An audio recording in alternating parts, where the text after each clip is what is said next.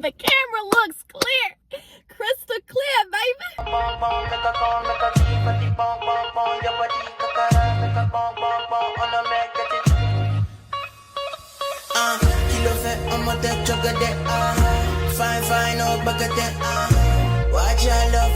What's poppin', Goddess Gyals? Welcome all the way back to my channel.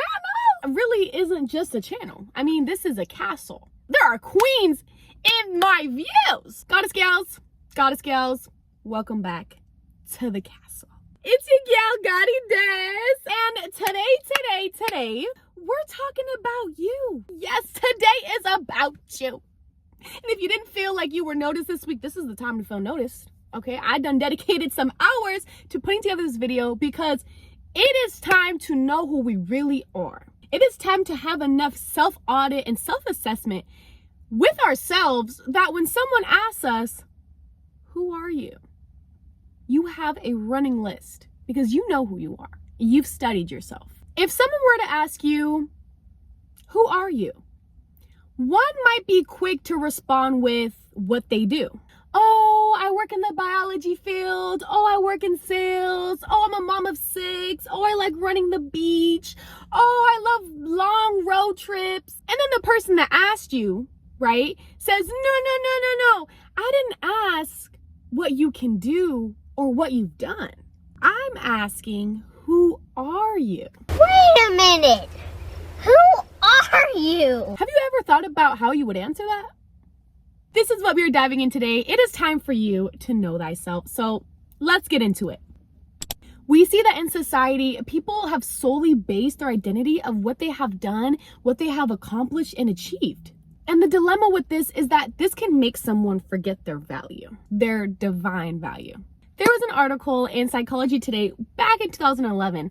And in this article, it talked about how psychology and social science actually determines our self-identity and just ultimately how we interact with other people. This makes me wonder, if we really knew ourselves, would we ever put ourselves in bad situations that didn't serve us?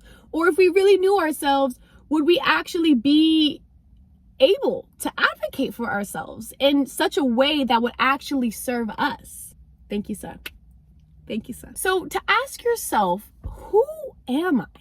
Encourages you to think beyond your labels, your titles, and to actually audit yourself. Know that you are a compilation of your characteristics, values, beliefs, sense of purpose, and all these other beautiful things that actually make you you.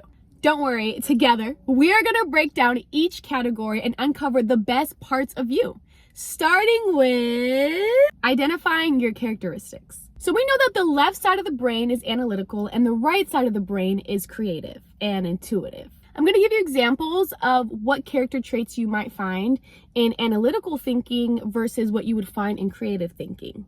An analytical characteristic would include someone being detail-oriented, a problem solver, they can analyze data really well, and they're more so operating in a logistical life of things. Versus someone who is a creative thinker or operating more in the right side of their brain, they are visionaries. They're having ideas come to them all the time. They may be flexible or spontaneous, and they can also express and show their emotions through different forms. It could be art, it could be journaling, writing, it could be through media.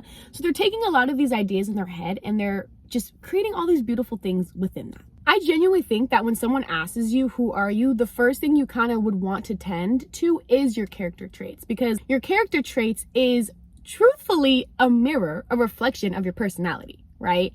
If someone is a logical, analytical thinker, their personality may show that, right? The way that they're speaking to you, the way that they see the world, it will show because that's the side of the brain they're operating on more. Versus someone who is more creative centered, it'll also show how they view the world and how they see things, and they might be more open to change, and maybe analytical people might be resistant to change because they found systems that work for them.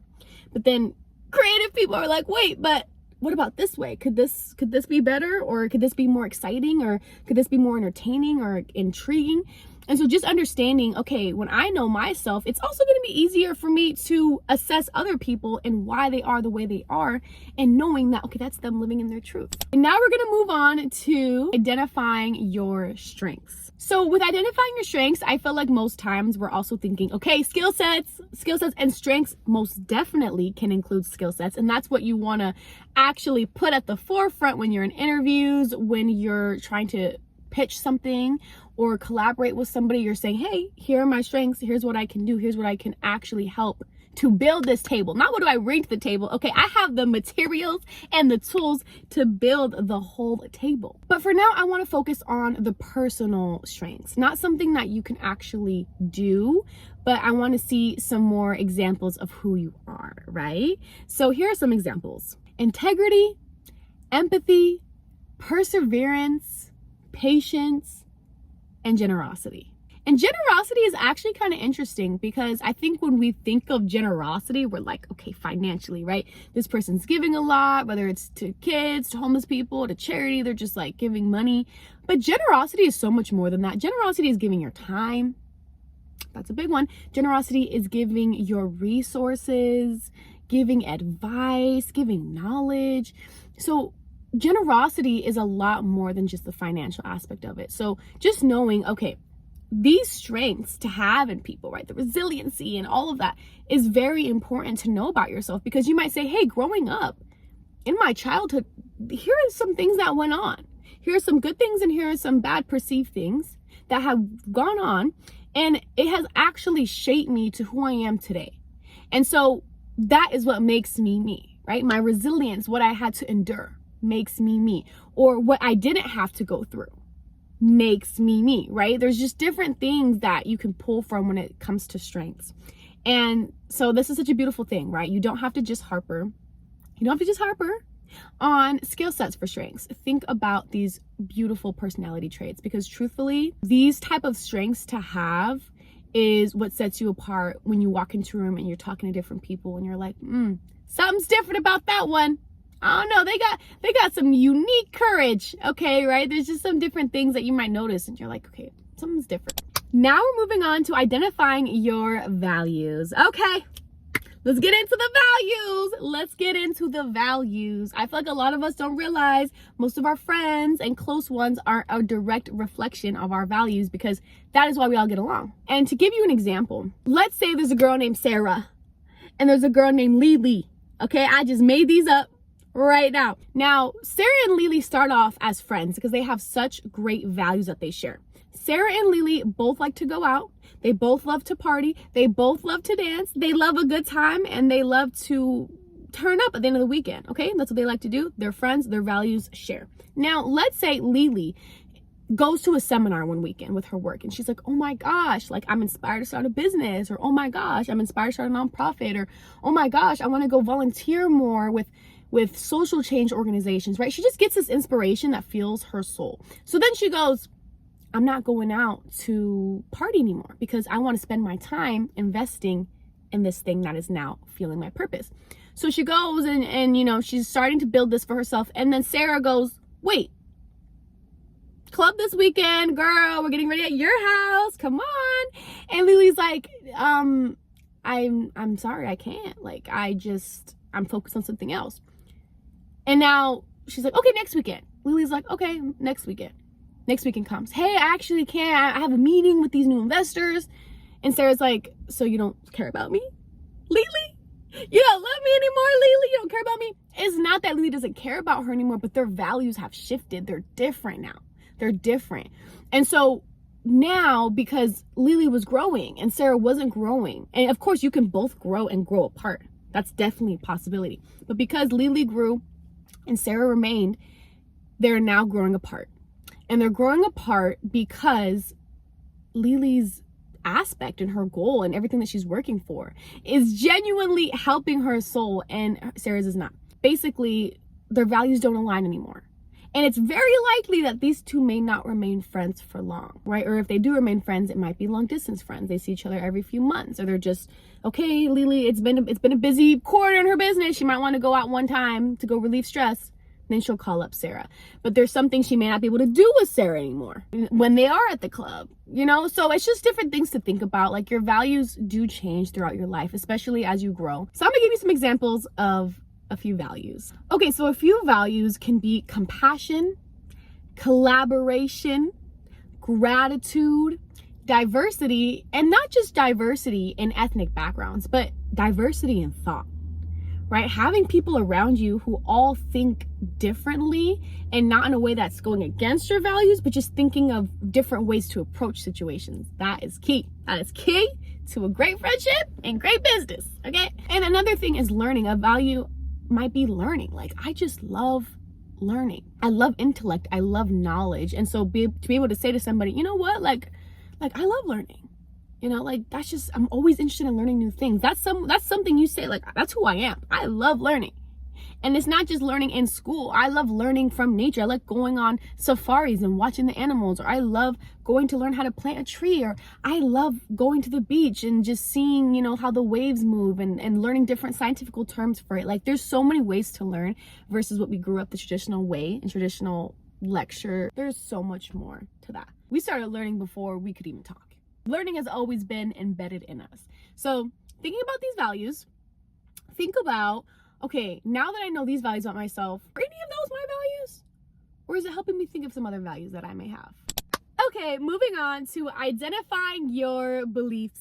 We have social beliefs, financial beliefs, political beliefs, spiritual and religious beliefs, ethic and moral beliefs, and we even have cultural beliefs. An example for ethical and moral beliefs is just being like, you know what? Here's how I perceive and how I believe all people should be treated. Well, now here's what I believe about how people should be treated under certain circumstances, like what they've done. Now they should be treated differently, right? So there's different ways you're perceiving how people should be treated. And same with financial beliefs. You're thinking about your relationship with money, how you view money, how you would like to spend money, how you would like to invest money, how you would like to save money. All of these beliefs are stemming from things that we've learned growing up. Now you reach a certain age and you're able to ask yourself, do I still believe these things that I was taught growing up? Or do I believe something else? And if I do believe something else, why do I believe that? What made me want to believe that? Was it a situation that happened? Was it an example, a story you heard from somebody? Was it you seeing it in somebody else? Right? Like, what was it? And so it's interesting to think our beliefs, our values in different parts are changing. And it's okay, because we're supposed to be growing. We are like plants, right? At least understanding, why are things changing? Why are things changing in me? And am I changing for the better, for the growth, for humanity, for the love of humanity? Am I growing for the better? And lastly, identifying your sense of purpose. Knowing your sense of purpose helps you tie your life in like a little bow, right? It gives you the light within you. It gives you the excitement within you. It really shows in your passion. Have you ever heard someone talk about their purpose in life and they're just so excited and they're just like, yes, I'm gonna do this, I'm gonna do that. And you might be like, wow, that's not my purpose. But the way that you're talking about it, the way you're excited about it, the way you're actually creating motion toward your purpose, that's definitely that person's purpose. 1000%, for sure. And you know why they know that? You can feel it. You can feel that it's your sense of purpose. And what's interesting about this too, someone's sense of purpose is usually reflected by their values, beliefs, and their characteristics. And you might be like, okay, wait, but Destiny, what if, they're growing up in life and then they reach a certain age and they're like, okay, God, Spirit, the universe, the Most High revealed to me that this is my purpose. I'm like, okay, so you didn't choose your purpose was given to you. You were given a mission. That mission is going to reflect your values and your belief system, unless you go through this huge awakening and you just were living a really, really not so beneficial life and you weren't doing good by people. But other than that, it's going to reflect your beliefs, right? Your purpose, your sense of purpose is going to reflect your values and your beliefs, because the values and beliefs is what is like an electrical cord onto the wall. It like fuels your purpose. I can speak for myself. My purpose is definitely aligns with my values and beliefs. And I think when I actually asked the Most High for my purpose, it was like, okay, here's your purpose, Destiny. Go out there, go do it. Okay, go and unite women. And it actually showed me, well, now I'm taking all of my characteristics and then I am taking my skill sets and I'm going to make this fulfillment in my purpose the way I want, right? I'm going to go and I'm going to execute the mission how I want to do it now that I know what the mission is. Now you might be wondering, okay, Goddess Gyals, like you just told us all the ways to answer who I am. But Goddess Gyals, who are you? Okay, who are you? Give us an example of what you would say. This is what I would say. I am a visionary. I am a revolutionary. I am so passionate about social justice and social advancement. I have a warrior spirit. Like I just have this drive and desire and this fuel of ambition to actually accomplish my desires and make it my reality. I want to be able to experience it all. I'm highly creative and clairsentient. I value freedom. I value respect. I value loyalty. I feel things deeply, and I have a great appreciation for life. That is who I am. Remember this. You are your character. You are not what you do or what you can achieve. You are your character. I hope this video helped you learn more about yourself so that when the next person comes and asks you, hey, who are you? You're not going to initially revert back to what you can do, and you're actually going to be able to say, you know what, look, okay, I study myself. I know myself. I know what I possess, the energy that I possess. And you're going to be able to tell them that. And honestly, they're going to be able to see that. Wow, this person is special. This person is different. They've taken time to learn themselves. And it's just going to make you feel more amazing within you, because when you go out into the world and you go and you make decisions, now you're like, well, I'm not going to do that because I know how I get. I know how I get with this. I'm going to avoid these emotions, or I'm going to go to this event because I know how I am. I know I love to learn. I got to go to the seminar, or I know how I am. I got to go to the beach. I got to go to the beach. I got to go cool off once a week, go reconnect with nature. There's certain things that you're going to end up picking up and you're like, I know myself. So now I know what I'm going to do to protect myself and take care of myself. Alrighty, y'all. This video has come to an end. I know. We were having such a great time. Thank y'all if you made it to the end of this video. I know y'all learned so much. Hopefully you wrote it down, or save this video and go back and write it in your journal, because this is information that is going to help anybody and everybody know themselves better. I post a video once a week on how to become the best version of yourself, and not just the best version of yourself, but how to become an inner goddess, how to unleash the goddess within you, how to unleash the queen within you, because she is in there. Okay, she's in there if you let her out. You let her out. Love all, love y'all, and I will see y'all in the next video. Bye.